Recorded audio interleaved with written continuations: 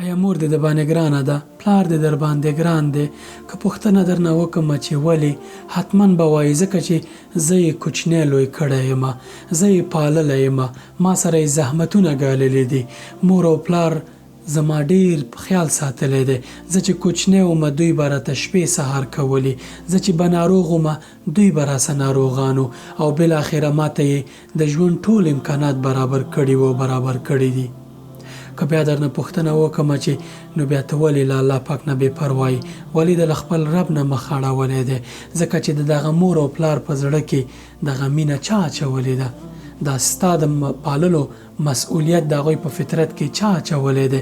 آیا الله پاک نه دی اچولی؟ آیا د دوی په فطرت کې ستا مینه الله پاک نه ده ځای پر ځای کړې؟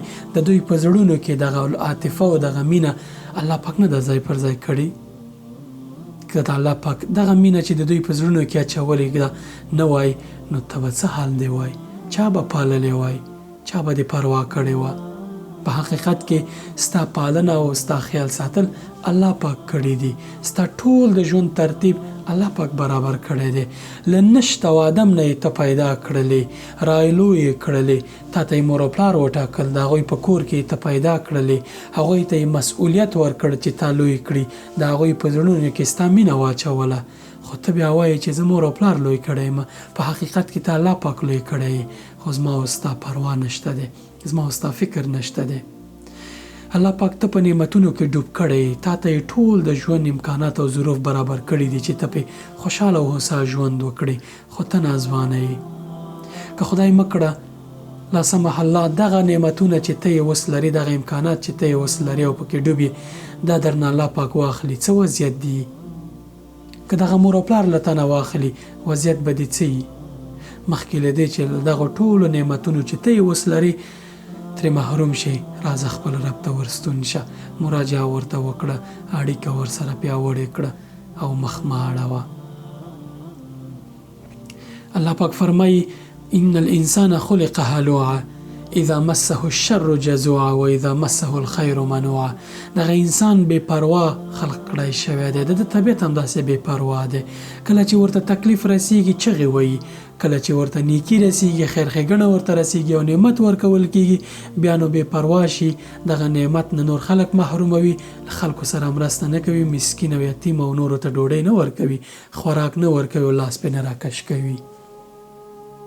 خو ځینې کسان له دې امر نه مستثنا دي.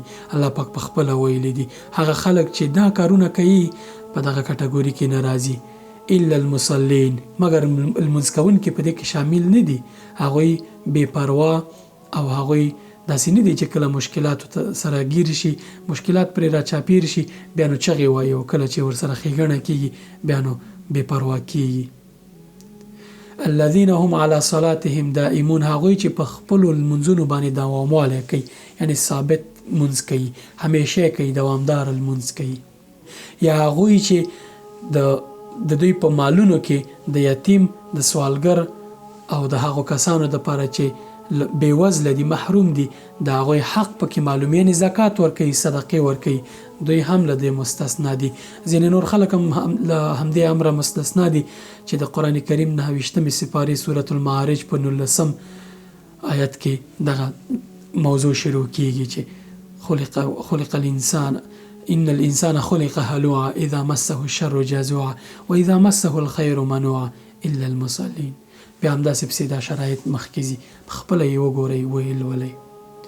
مخکې له دې چې الله پاک مو له یو نعمته محروم کي، راځئ الله پاک ته ورستانه شئ. ستا ژوند، ستا ټول امکانات د ژوند الله پاک درکړي دي. مور پلار، هغه کسان چې ستاسو سره مرسته کوي یا تاسو ته شرایط برابروي، دا د الله پاک ځواکونه دي په دنیا کې، دا د الله پاک بندگان دي په دنیا کې چې د دوی ټولې چارې الله پاک ورته ټاکلي دي. که دغه نه وای، ستا خیال به چا نه ساتلو. راځه چې خپل رب ته ورستانه شو، رجوع ورته وکړو او اړیکه ورسره پیاوړې کړو، رښتینې ملګرتیا وکړو. السلام علیکم.